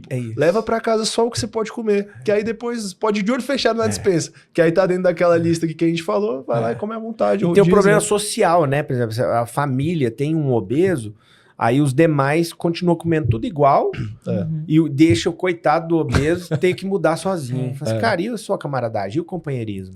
Né? Você não vai te fazer mal comer uma comida mais saudável como ele precisa. Por que não entrar nessa jogada junto? Né? Porque você vai facilitar muito. Dentro de casa, imagina. Ainda mais quando é a mãe, por exemplo, que faz o almoço. Aí ela tem que fazer 2 almoços, um ruim pra galera que quer comer o que quiser e um dela saudável. Isso é sacanagem, não dá conta. E assim, a mudança já é difícil, né? Imagina a mudança do lado de um prato de lasanha, né? Entendeu? É muito difícil. Você vai a tentação. Isso é bíblico, né? A gente é corrompido pelo desejo dos olhos. Então você fica olhando, você não vai aguentar. Você vai comer. O mais autocontrole que você tenha, você tem que tem um fechar limite, os olhos né? para algumas coisas. Tem um limite ali que você consegue sustentar essa... E a mesma coisa, né? Outro exercício interessante de fazer é pensar naquela pessoa que você quer se tornar, né? Porque aquilo que a gente vê é o que a gente se torna. Então você pensa assim, poxa, eu quero ser essa pessoa que daqui com 70 anos vou ter essa qualidade de vida. Aí você começa a pensar, o que essa pessoa com 70 anos com essa qualidade de vida faz hoje para ter aquilo? E aí você começa a implementar os hábitos, porque eu acho que o grande problema geracional mesmo, né, dessa coisa da velocidade da informação, é as pessoas quererem o resultado sem passar pelo processo. Isso, e às vezes até deixar de se divertir com o processo, de, poxa, tô aqui, olha que legal. Tem que aproveitar, o processo tem que se tornar prazeroso. Senão vira uma cruz. Aí não adianta. E aí a pessoa começa a se tratar muito mais porque se odeia do que porque se ama. Exatamente. Do que ao invés de passar para si, poxa, eu quero isso. O dia que ela tiver a oportunidade de extravasar, ela vai chutar o balde e faz tudo errado. Exatamente. E aí vai procurar um médico quando a saúde já estiver... Já degringolou. Vocês assistiram o documentário que se chama Blue Zones? Que é as linhas azuis? Não. A Blue Zones. O que eles fizeram? Eles pegaram um mapa do mundo e ficaram pesquisando os lugares onde a população era mais longeva. E aí os lugares onde ela era mais longeva, eles iam e botavam um alfinetezinho azul lá marcado no mapa mundi. Quando eles acabaram de fazer uma pesquisa grande, já passou muito tempo investigando, eles viram que alguns pontos no mapa mundi concentravam o azulzinho. Então tinham uns lugares, então a Loma Linda nos Estados Unidos, a ilha de Okinawa, no Japão, na Espanha, entendeu? Então, vários pontos foram identificando a convergência de ponto azul. Aí, o que eles fizeram? Foram nesses locais e gravaram um documentário em cada uma dessas cidades, onde tinha blue zones, zonas azuis, mostrando o hábito que aquelas pessoas têm, que tornava aquelas pessoas longevas. Legal. Entendeu? Então, e aí, todos recaía, quando a gente fala de saúde, de alimentação, todos caíam aonde? Em comer menos. Não é nem comer certo. Entendeu? Eu falo isso para alguns pacientes em algumas entrevistas que eu vou fazer, podcast, que as pessoas se preocupam muito em comer certo e esquecem que antes de comer certo é mais importante comer menos. Se o cara come um pratão de arroz com feijão e carne no almoço, 1 quilo, cara, reduz para 800 gramas. Não tô nem dizendo que é bom ou ruim fazer essa mistura, mas só de comer menos, você já vai estar mais saudável. E esses pontos de longevidade, todos têm essa característica de pessoas que comem pouco alimento, não se esbanja de alimento. Né? Que é o conceito do glutão, é o enche a barriga. Né? E o alimento é para se nutrir, né? Não é para você se acabar de comer, né? Entendeu? Tipo, a lógica do alimento é você colocar para dentro aquilo que você precisa para se nutrir e continuar vivendo bem. Exatamente. Como é que é a tua abordagem em relação à alimentação? Assim, claro que cada um tem uma, né? Mas no macro, assim, como é que você pensa? Você trabalha com jejum? Você pensa em várias refeições, menos refeições, refeições grandes, refeições pequenas? Como é que você acha que é o ideal aí para... Sim. Assim, da mesma forma que nas terapias eu acho que é difícil você ter um padrão único de se utilizar, quando a gente fala de alimentação também eu acho difícil ter um padrão único. Claro. Mas se eu tivesse que escolher o mais saudável, o que a maioria das pessoas vai se beneficiar seria uma alimentação mais cetogênica com períodos maiores de jejum, sem dúvida. Isso aí, cientificamente, já não tem dúvida que é o mais saudável para a maioria da população. Explica para o pessoal, assim, por alto, o que seria a alimentação cetogênica. Isso? Quando a gente se alimenta, 2 tipos de combustível pode ser gerado, a glicose ou a cetose. A glicose vem dos carboidratos, do metabolismo dos carboidratos. A cetose vem do metabolismo das gorduras. Então, o paciente que está mais em cetose, ele está se alimentando mais de proteínas e gorduras e menos de carboidratos. O paciente que tem um metabolismo, uma energia pautada principalmente na produção de glicose, é um paciente que está se alimentando mais de carboidrato, menos de proteínas e gorduras. Então, você tem uma balança de pratos onde as pessoas estão aqui e a maioria está dentro da glicose, né? Sendo que o saudável seria a cetose. A cetose é um processo energético que gera 2,5 vezes mais energia do que a glicose. Então, não tem como a pessoa não ser disposta e saudável tendo cetose como a base de produção de energia. Perfeito. E para que isso aconteça, você tem que ter esse equilíbrio no prato, com menos carboidrato e mais proteínas e gorduras. E o jejum faz com que o seu corpo use as fontes de longa duração como fonte de recurso energético. E quais são as fontes de grande duração? Não é o glicogênio que está no músculo e no fígado, é a gordura que está armazenada no tecido adiposo. Então, a pessoa que faz jejum, ela naturalmente está mais em cetose. Então, ela está mais saudável, sem dúvida. E acho que outro ponto que é legal a gente falar, aí você trouxe a questão das proteínas e gorduras boas, né? As proteínas geralmente elas vêm acompanhadas de gordura e a gente adiciona as gorduras. Existe, já vou adiantar um mito, né? De que quando com muita gordura, o colesterol aumenta e a gente gera esse problema. Como é que é a linha de raciocínio sobre isso? Eu acho que isso daí é um dos piores mitos que tem dentro da sociedade hoje e é um erro fisiológico. Por quê? Porque a boa parte do colesterol, se a gente for usar o termo colesterol, da química orgânica, o tipo de molécula colesterol, a boa parte do colesterol que está circulando no corpo humano, ela é um produto que 90% é produzido no fígado. E é produzido para quê? Principalmente para 2 funções. Primeira, produção de hormônios, porque ele é a matéria-prima para os demais hormônios. Segundo, para o recolhimento de carga tóxica que o corpo entra em contato. Então, assim, uma pessoa que está num ambiente muito tóxico, com ar tóxico, água tóxica, contato na pele tóxica, essa pessoa vai aumentar o colesterol. Por quê? Porque é a forma que o corpo dela tem de recolher essa carga tóxica que ela está entrando em contato o tempo inteiro. Segunda coisa é, pessoas que estão produzindo muito hormônio, por exemplo, um jovem que está entrando na puberdade, está começar a produzir testosterona, a mulher vai começar a menstruar, o corpo dela vai aumentar a produção de colesterol. Por quê? Porque o estradiol, a progesterona, o testosterona, testosterona, a DHT, todos esses hormônios são hormônios que surgem do colesterol, entendeu? Então, esses são os grandes motivos que fazem o colesterol subir. A dieta, ela representa 10% dessa variável. E as pessoas ficam loucamente tentando controlar a taxa de colesterol mexendo na dieta. E pior ainda, tirando proteínas e gorduras. Porque gordura é uma classe de... É uma classe de macronutriente da bioquímica. Colesterol é uma molécula completamente diferente, que não é gordura. A gente associa gordura com As pessoas amarram tudo dentro de um saco só e acham que é a mesma coisa. Então é uma grande confusão, inclusive dentro do meio profissional. Médico confunde muito isso, porque na medicina a gente não tem grandes estudos de nutrição. Dentro da nutrição, o pessoal aprofunda mais o estudo de macromoléculas e de nutrientes. Dentro da medicina, não. É muito terapia em cima de patologia e remédio. Você não passa grandes períodos dentro da faculdade estudando a alimentação, entendeu? Então, o que o médico fala dentro de um consultório sobre dieta é o que ele ouviu falar, não é o que ele estudou anos e anos dentro da faculdade, não. E nem praticou muitas vezes também. E a maioria das vezes não praticou. Você dá uma olhada no shape dele e vê se ele praticou, entendeu? Isso aí, cara, eu vejo isso muito na prática, né? Essa questão de resolver esse problema de colesterol com dieta é, assim, é quase impossível. Impossível. Diferente, por exemplo, de você ali ver o perfil de insulina, glicemia, etc., que, por outro lado, você já vê uma resposta muito boa com a exceção do treino e uma melhora na alimentação, a diminuição de carboidrato, etc. É isso mesmo? É isso mesmo, exatamente. O estilo de vida tem um reflexo muito maior. Porque, por exemplo, você começa a fazer musculação, você tonifica o músculo. Então, os receptores hormonais vão estar mais abertos, prontos para receber a testosterona, por exemplo.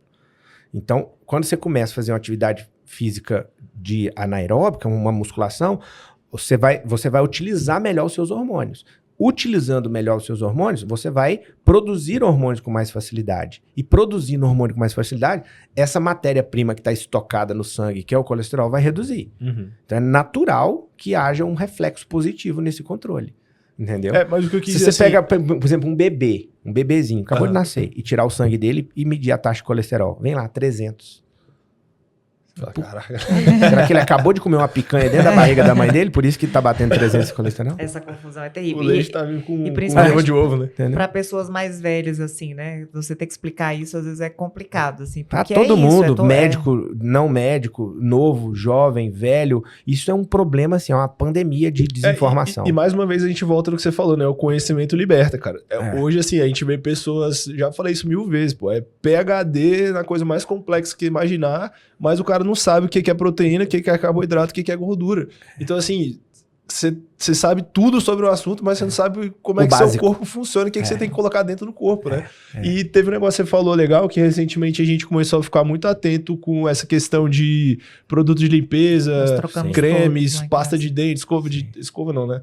Pasta de dente e tudo que a gente passa no corpo, né? Também escova. Porque até esses dias alguém tava falando, eu falei, cara, me acendeu uma luz, assim, no sentido de que a gente tem que ficar muito preocupado com aquilo que a gente faz todos os dias, né? Exatamente. Porque assim, pô, você passa desodorante todo dia. Imagina quanto impacto em, sei lá, eu quero viver pelo menos uns 90 anos. Imagina quanto impacto em 90 anos aquele pequeno desodorante vai ter no meu corpo. E muitos não pensam isso. Pensa assim, eu falo, por exemplo, eu falo do desodorante com alumínio na rede social. Aí sempre vem um profissional e fala assim, mas a quantidade que tem nisso é muito calculada, não causa dano. Não causa dano naquele dia. Mas 50 anos usando, na velhice o cara desenvolve um Alzheimer.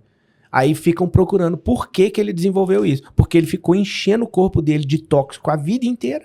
Aí quando chega na velhice, na 4ª, 5ª, 6ª década de vida, ele começa a apresentar problema por causa dessa carga tóxica que ele tá acumulando a vida inteira. Aí é a hora que a bola de neve aparece. E tem um negócio que eu acho um dos pensamentos mais ignorantes, assim, que é tipo assim, o desodorante, que é o exemplo aqui da hora, tem pouquinho. Aí beleza, você adicionou um pouquinho. Mas aí a pasta de dente, aí mais um pouquinho. Aí o rodízio de pizza que você vai toda semana, mais um pouquinho. A cerveja que você toma, mais um pouquinho. Então assim, você vai juntando muitos pouquinhos. A água que você não toma, ou até água contaminada e tal. Então você vai juntando tantos pouquinhos num espaço de tempo muito grande e isso, obviamente, vai trazer algum impacto, né? E assim, é claro que a gente tá falando aqui, eu acredito que isso já é um outro nível de preocupação, né? Porque se a pessoa ainda não tá nem se preocupando em dormir, comer razoavelmente bem Exatamente. e beber água, acho que não tá nem na hora de pensar em desodorante, em pasta de dente, etc. Exatamente. Mas, assim, a gente precisa começar a prestar atenção no impacto que as coisas têm a longo prazo, pô. Porque 90... Quantos dias tem 90 anos, pô? Não, e a gente entendeu? eu fiquei até com vergonha de fazer essa reflexão, porque nós conversamos sobre trocar as coisas lá em casa. E eu sempre fui uma pessoa desse discurso, assim, eu sempre fui muito disciplinada com a alimentação. Então eu achava que eu fazia a minha parte em relação a isso. E aí toda vez que alguém vinha com esse papo de metal, alumínio. Eu falava, esse povo é muito natureba. Aí é muito exagero. E aí teve um dia que eu me peguei, até uma amiga minha, Joana, dou sempre esse crédito pra ela, porque ela é muito chata do rótulo, né? E aí ela ficava me falando algumas coisas de rótulo e eu comecei a ler e pesquisar sobre cada ingrediente. Então, assim, vi características de desenvolvimento de doenças mentais, de várias coisas estudos científicos que demonstravam alguma possibilidade de contaminação com aquilo, né? E aí eu fui vendo aquilo, aí me veio um pensamento, assim, que eu acredito que foi do Espírito Santo mesmo, assim, de falar assim, Alana, mas você se preocupa com tudo, por que não também mudar isso? Exatamente. E aí eu falei, é óbvio que você não vai tomar uma decisão na sua vida que inviabilize você viver num ambiente normal. Você não tem como viver numa bolha. Não tem. Mas assim, se eu posso controlar o tipo de detergente que eu uso na minha casa, ótimo. Talvez no escritório, nas nossas empresas, a gente não consiga. Tem outras pessoas que trabalham lá. Tudo bem, mas eu diminuo a minha exposição aqui. Fazer com que isso não seja o normal. Isso. Né? Então, por exemplo, você vai viajar com sua família, ficar 10 dias viajando. Aí, cara, aí você vai ficar preocupando porque o sabonete do hotel não tem alumínio, não tem. Assim, cara, são 10 dias no ano, pelo amor de Deus, não é isso que vai te matar, não. Né? O problema é o seu dia a dia. E é sempre isso, é o que você faz na maior parte do tempo. Sim. A mesma coisa que um rodízio de pizza não mata, uma taça de vinho não mata, se for algo esporádico, né? Exatamente. O problema é que hoje a gente inverteu as coisas, né? O que era pra ser esporádico virou normal. Virou normalidade. Virou normal, e aí agora... Igual a Alana falou hoje na praça do Pátio Brasil. Aí você chegar nessa praça com uma salada, o pessoal vai olhar, nossa, tá fazendo dieta, que pessoa maluca, que, sabe? Então, existe uma inversão mesmo da forma de ver o mundo e de ver a saúde, né? Que é muito preocupante, né? E o conhecimento, ele vai quebrando esses paradigmas. Por exemplo, atualmente, ano passado, eu gravei uma sequência de stories, de vídeos, falando sobre o problema dos corantes na dieta e que serem grande causa de desbiose intestinal e doenças mentais. Nossa, eu fui trucidado por alguns profissionais. Entraram falando que isso é loucura e tal, não sei o quê. O que aconteceu esse ano nos Estados Unidos com a nova governança? O Kennedy Jr., que assumiu a frente de saúde. Eles conseguiram que a FDA reconhecesse que os corantes são lesivos para a saúde e foi proibido nos Estados Unidos. O MM agora ele vem com um rótulo escrito não recomendado para o consumo humano, porque tem corante. Até eles tirarem o corante da fórmula do MM. E parece que isso aí tá do chocolatezinho cá, né? MM. Aí quando você vai pesquisar, né, eu lembro que eu fiquei curiosa com isso, aí adoçante, o adoçante, ele é derivado de uma tinta de carro que descobriram que tinha um sabor. Então, assim, é óbvio. A sucralose. De novo, não é você inviabilizar a sua vida, você se tornar uma pessoa insuportável. Porque eu já fui essa pessoa, não é legal também, entendeu? Não é legal. É bom falar isso. Mas é você entender que você pode fazer escolhas melhores e que vão impactar na sua vida e na vida da sua família. Exatamente. Das pessoas. Então, você assim, vai estar se protegendo, na verdade. Poxa, evita a exposição. Eu fui muito abençoada com isso, porque... Eu tive exposição, por exemplo, a primeira vez que eu tomei refrigerante, sei lá, eu tinha 9 anos de idade. Então, isso fez com que eu não desenvolvesse um paladar para gostar mesmo desse tipo de coisa. Sim. E isso faz diferença, sim, na vida da criança, faz né? Total então, diferença. Poder implementar essas coisas, né? Que são... E os seus hábitos é o que vai passar para tua família, né? Não adianta... Teve um caso lá, teve um pessoal que eu pedalava, né? Aí a gente sempre terminava o treino domingo, parava na Dom Bosco, né? Aí tinha um colega meu bem gordo, né? Tava comendo uma pizza lá. Aí o filho dele, quero pizza. Ele, não, pô, não pode comer pizza. Aí eu falei, pô, meu filho tá complicado, que só quer comer pizza e porcaria. Eu falei, bicho, não adianta você falar pra ele, no começo você tá comendo uma pizza na frente dele, sabe? Então, assim, é uma coisa que eu sempre converso isso até com o pessoal da consultoria, cara, que... Quando a gente começa a mudar, a gente começa a mudar tudo que tá à nossa volta, né? Então, assim, pô, seja o primeiro da tua família a tomar consciência e mudar, porque todo mundo vai mudar. Eu, assim, Meus pais têm hábitos alimentares horríveis, mas assim, depois que eu era obeso, depois que eu perdi peso, comecei a implementar alguns hábitos, a forma do meu pai enxergar a forma de se alimentar e de comer mudou totalmente, é muito né? diferente. Então, pô, é um favor que você faz ali tanto para as gerações que estão para frente, quanto até para as que estão para trás, Exatamente. sabe? Então é algo que a gente precisa mudar a forma de ver, né? Não ver comida o tempo todo como dieta, ou dieta sempre como castigo, Isso, ou não treino ver como um sacrifício. Treino né? é um sacrifício. Pô, o treino é o maior privilégio da vida, cara. Você acordar de manhã, sol na cara, sair, fazer força, se sentir vivo, Eu sabe? até escrevi sobre isso no Instagram esses dias, né? Quantas você às vezes deixa de fazer aquilo que muitas pessoas dariam a vida Daria pra a vida ter. para poder fazer. Porque que bênção que é eu ter saúde, eu poder acordar, Ir pra uma treinar, academia, desafiar descer o meu uma escada, corpo. subir numa bicicleta, Exatamente. pegar um peso. Quantas pessoas estão numa cama querendo fazer isso? Pois é. E não pode, não consegue. A gente precisa mudar um pouco a forma de ver, né? E eu acho que esse tipo de conversa, Com certeza. com certeza, pode ajudar Conscientiza. muito, né? Quebra, Exatamente. liberta pensamentos. Exatamente. Vamos fazer o seguinte, doutor, vamos deixar eu gosto, já falei, né? O propósito disso aqui é a gente realmente ajudar a galera, né? Sim. Então vamos tentar traçar um caminho aqui, umas 3 ou 5 etapas para a pessoa que tá em casa, de repente viu isso aqui e falou, caraca, eu tô muito cansado, meu pé tá rachado, se identificou com algum diagnóstico. O que ela pode fazer agora? Desligou ali o podcast, já vai mudar agora e vai ter um impacto grande. Uns 3 a 5 coisas que ela já pode mudar rápido. Hábito, alimento, o que você acha que por onde ela pode começar? Antes de procurar um médico, antes de procurar qualquer coisa. Sendo bem simples. Simples. 4 coisas que eu gosto de falar, que eu acho que são as primeiras 4 etapas que a pessoa precisa botar em prática para ela ter saúde plena, né? Comer menos, dormir mais, perdoar e agradecer. Boa. Você colocar em prática essas 4 coisas é o caminho para você desenvolver a saúde plena. Saúde física, mental, emocional e espiritual. Vamos falar um pouquinho sobre cada uma delas? Não. Vamos lá? O comer menos. Comer menos. Aí, tipo assim, pega o que come e come menos. Tira 20% ali.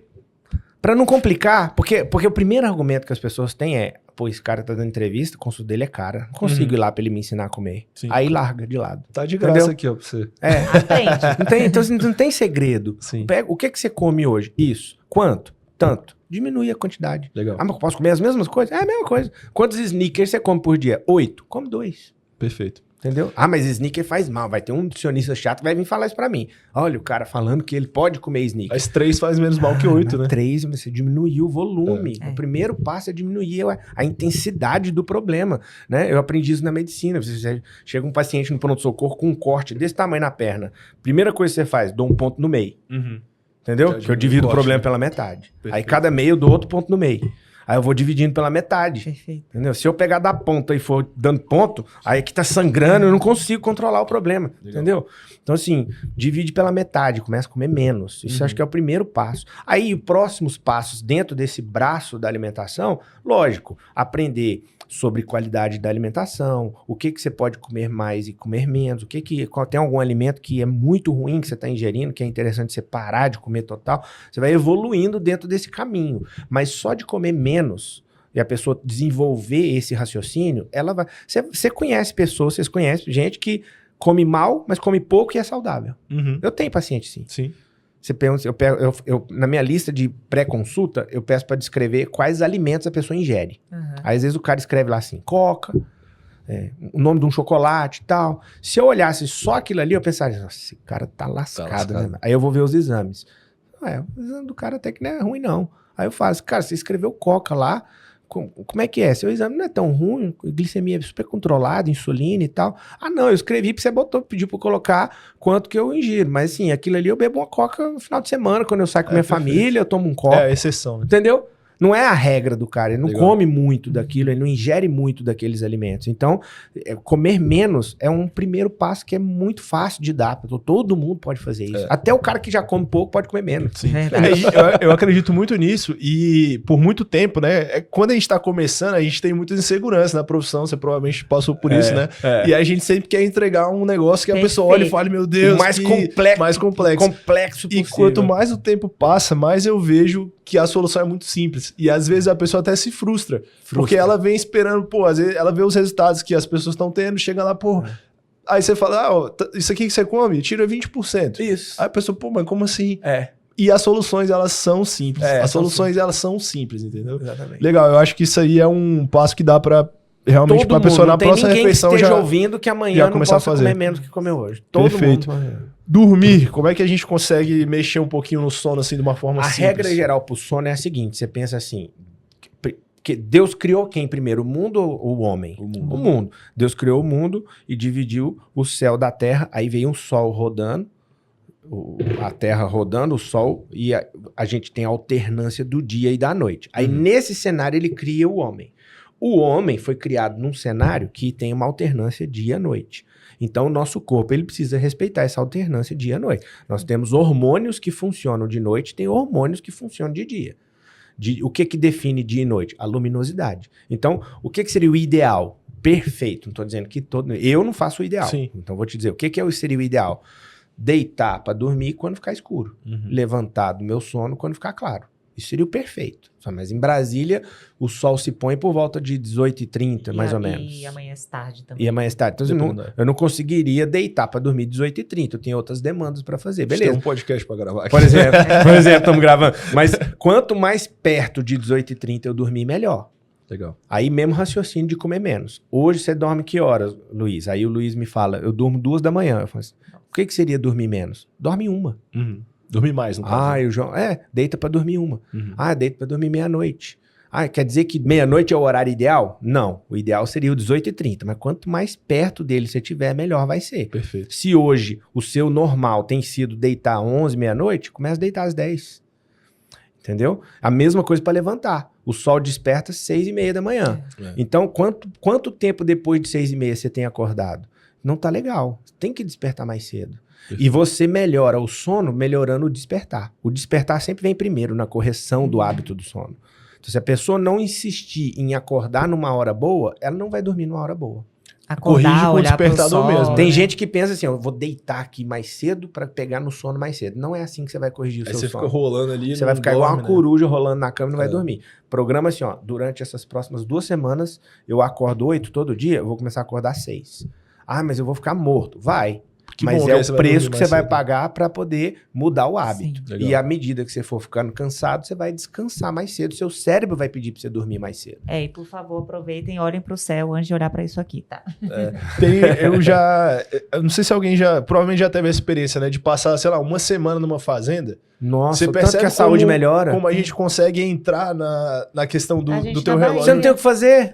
Exatamente. Agora a gente foi pra Bahia, ficou numa cabaninha isolada lá. Tipo, mal tinha uma luz muito baixa dentro e tal. Era mais escura, assim. Então, assim, cara, o sol começava a se pôr e já vai dando aquela leseira, né? A gente dormia às 7h30. Demorava alguns dias, mas tinha dia que a gente dormia 7h30, 8h da noite. Aí dava 5h30, o galo começava a cansar. 5h30, tinha um galo todos mesmo. os dias a gente tava de pé. E é muito gostoso. É claro que os hábitos, o que você falou, hoje é praticamente impossível fazer isso, né? Mas é muito gostoso quando você sente o teu corpo funcionando junto com esse ciclo circadiano todo, com todo o cenário de vida. Você acorda assim, disposto a um nível absurdo. Aí né? você vai falar assim, mas eu vivo numa cidade longe do Equador, onde o sol tem mais tempo brilhando e a noite é mais curta.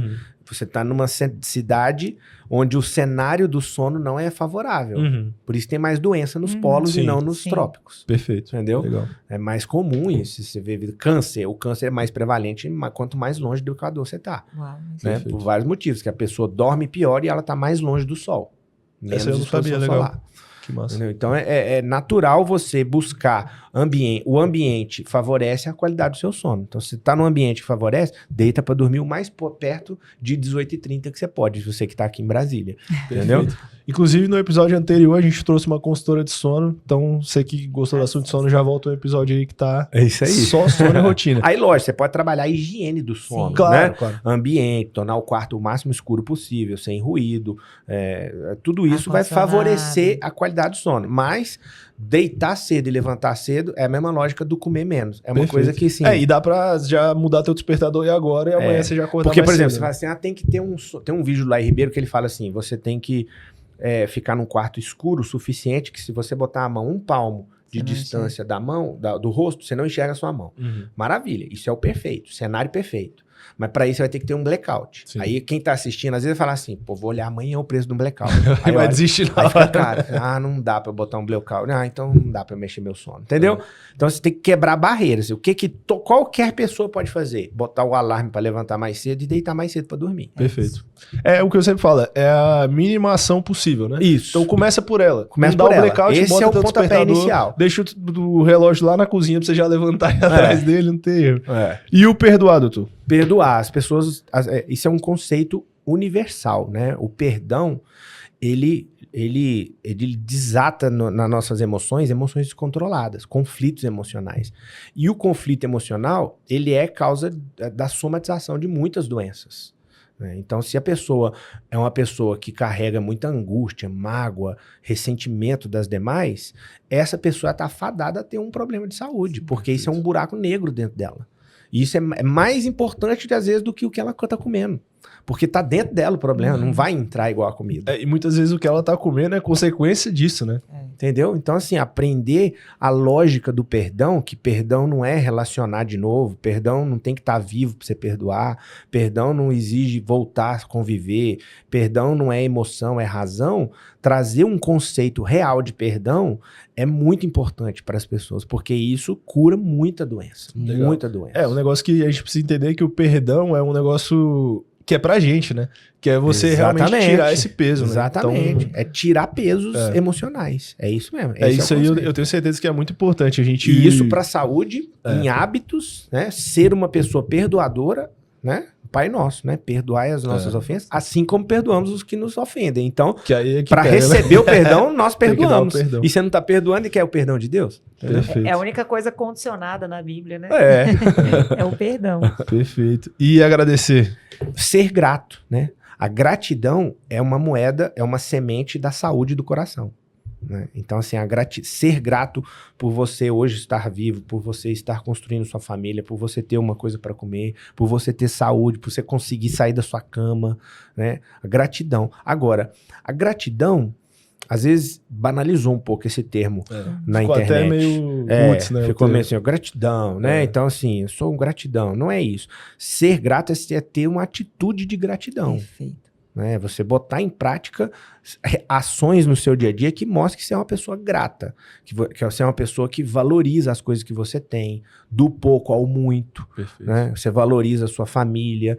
Não é ficar falando na internet lindo, gratidão e tratando mal sua esposa em casa, seu filho, as pessoas do seu trabalho. Né? Então, assim, ser grato é uma pessoa que tá de bem com a vida, ela é grata por aquilo que ela tá vivendo, assim, tendo pouco, tendo muito. E ela demonstra isso nas atitudes, na forma que ela fala, que ela trata as pessoas, na forma que ela se veste. Você vê uma pessoa que é ingrata, ela se apresenta. E a gratidão, ela é uma coisa que ela não dá espaço para outros, né? Tipo assim, alguém grato nunca vai se irar, né? Alguém grato nunca vai, sei lá, maltratar alguém, nunca vai deixar de ser generoso. O grato entende que o problema que surge na vida é um vale de aprendizado. Com certeza, com toda certeza. Quando chega um problema, ele pensa assim, pô, não queria passar, mas se eu tô passando é porque eu tenho que aprender alguma coisa com isso. Deixa eu aprender rápido para sair logo desse vale. Perfeito. Então, assim, essas três ferramentas, elas são as ferramentas da saúde. Não tem jeito. Legal. 4, desculpa. Comer menos, dormir. Comer menos, dormir mais, perdoar e agradecer. Inclusive, esse foi um episódio que eu aprendi muito, que eu escrevi bastante aqui. Eu vi que você tava buscando várias coisas. Várias coisas para refletir. Tem que tomar cuidado, porque às vezes eu saio cheio de anotação, aí daqui a pouco, essa aqui não pode ver nada fora do lugar, né? Aí daqui a pouco, cadê meu roteiro? Eu tinha anotado um monte de coisa. Rabiscou no roteiro. Não vou jogar isso fora. Bom, doutor, eu queria te agradecer aí pela presença. Com certeza a gente aprendeu muito. Tenho certeza que quem assistir isso aqui vai aprender muito. Eu sempre falo isso, né? Mas a gente sempre chama pessoas aqui que a gente admira, né? Então, admiro o seu trabalho na internet, esse trabalho mesmo de informar as pessoas, né? Que é esse ponto que a gente tratou, que o conhecimento ele liberta, né? Então, eu tenho certeza que você está ajudando muitas pessoas ali, informando coisas que alguém não sabia que poderia ter, se informa, procura alguém ajuda. Então, te parabenizar por esse trabalho. Obrigado. Você é um cara que a gente se encontrou na barbearia ali por acaso, né? E o pessoal sempre fala muito bem de você e tal. Então, eu tenho muita honra de ter você aqui com a gente. Espero que a gente tenha outras oportunidades também de fazer podcast, de se encontrar também fora daqui. Agradecer pelo seu tempo. Se você quiser deixar um recado aí pro pessoal, como é que te procura para consulta? Teu Instagram eu vou deixar aqui também na bio, teu YouTube. É teu momento agora. Maravilha. Não, obrigado, Alan, Luiz, assim, a equipe toda que tá de suporte. É um prazer falar sobre isso, assim, porque é um assunto que é uma semente, né? A gente tá aqui fazendo esse bate-papo e a gente tá lançando semente. E semente, ela gera colheita. E vai ser uma colheita boa porque é uma semente boa. Então é muito bom falar disso, que a gente tá, no final das contas, a gente tá ganhando com isso. Com certeza. Né? Não é só quem tá ouvindo. Então é muito bom, eu fico muito feliz de receber esse tipo de convite e tô aberto. A agenda, já sabe minha agenda, já te passei, precisando, tendo um outro assunto pra gente desenvolver, é só me chamar que a gente vem e conversa. Pra isso, né? Exatamente, pra gente conseguir ir fracionando. Né? Pra me achar, é o que você falou, procura pelo Instagram e dali as pessoas têm acesso a tudo. Doutor João Paulo. Isso, exatamente. Esse tá fácil, mas aqui na descrição vão estar todas as redes também do João Paulo, vocês podem procurar lá. Agradecer mais uma vez vocês dois e até a próxima. Você que achou até agora, ó, curte, compartilha, comenta aí, tira a dúvida que vai que rola um pergunte ao doutor aí. Né? É isso Valeu, aí. até a próxima.